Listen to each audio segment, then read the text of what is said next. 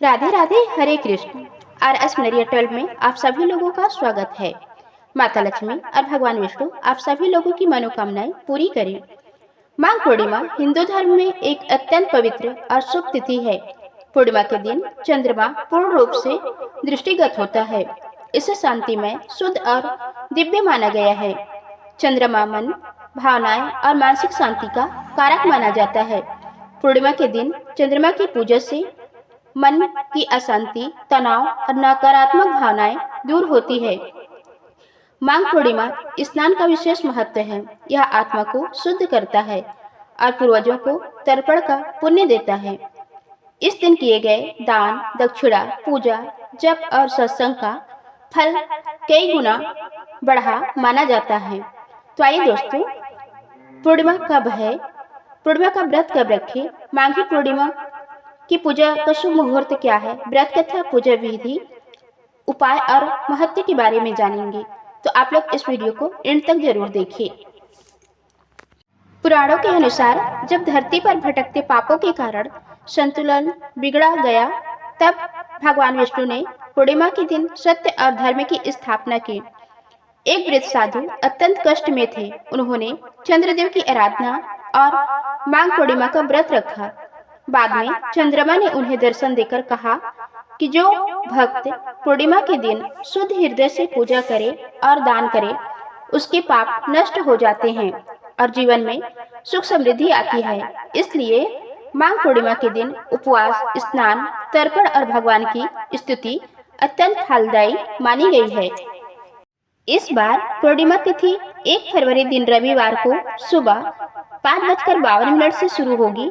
पूर्णिमा तिथि रविवार को सुबह 3:40 पर समाप्त होगी, क्योंकि रविवार को ब्रह्म मुहूर्त से लेकर पूरी रात पूर्णिमा तिथि विद्यमान रहेगी। इस बार माघ पूर्णिमा का व्रत और स्नान 1 फरवरी दिन रविवार को ही रहेगा और इस दिन ब्रह्म मुहूर्त सुबह 5:34 से 6:22 तक रहेगा। सूर्योदय होगा सुबह 7:10 पर, सूर्यास्त होगा शाम 6:10 पर। प्रीति योग सुबह 10:18 तक रहेगा। बाद में आयुष्मान योग प्रारंभ हो जाएगा और चंद्रोदय होगा शाम 5:43 पर। इस समय के बाद आप चंद्र देवता को अर्घ्य देकर अपना उपवास खोल सकते हैं। श्री सत्यनारायण भगवान की पूजा के लिए अभिजीत मुहूर्त बहुत उत्तम माना जाता है, क्योंकि इस दिन दोपहर 12:18 से 1:02 तक रहेगा और इस दिन राहु काल शाम 4:30 बजे से 6 बजे तक रहेगा।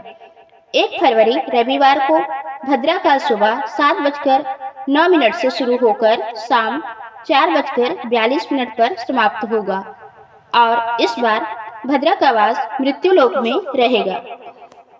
और जब भी भद्रा का वास मृत्यु लोक में रहता है, तो ये पृथ्वी लोक पर सभी शुभ कार्यों के लिए अशुभ माना जाता है। इसलिए आज के दिन यदि आप कोई भी शुभ काम करने की सोच रहे हैं, तो भद्रा काल की समाप्ति के बाद आपको कोई भी नया कार्य शुरू करना चाहिए।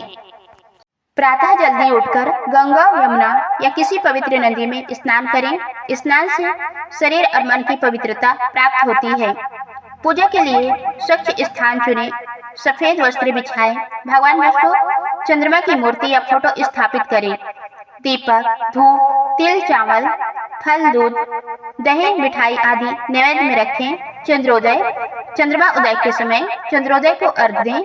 मंत्र जाप करें, चंदन, फूल, रोली से तिलक लगाएं और भगवान की पूजा करें। तो दोस्तों, ये थी आज की वीडियो। उम्मीद है आप लोगों को पसंद आई होगी। धन्यवाद।